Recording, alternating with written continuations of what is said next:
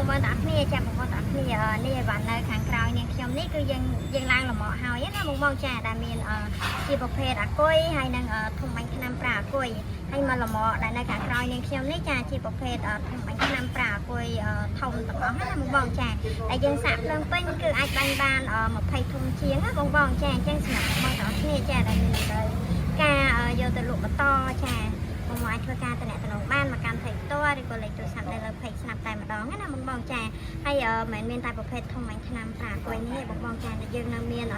ប្រភេទសម្ភារៈកសិកម្មផ្សេងទៀតហើយនៅប្រភេទគ្រឿងបន្លាស់ទៀតណាបងណាចាអញ្ចឹងបងមានចម្ងល់ចាឬក៏មានដំណើរការអាចឆាតតាក់ទងមកកាន់เพจផ្ទាល់បងចាអរគុណច្រើនជម្រាបលាជួបគ្នានៅវីដេអូក្រោយហើយជួយគ្រប់គ្រងផលិតផលបងកោ Garden Pool ផងបងណាចាដែលសុទ្ធសឹងតែជាផលិតផលដែលមានគុណភាពល្អចាប្រើប្រាស់បានយូរអង្វែងចាប្រើប្រាស់មួយដល់មួយតែម្ដងចាអរគុណច្រើនជម្រាបលាជួបគ្នានៅវីដេអូក្រោយ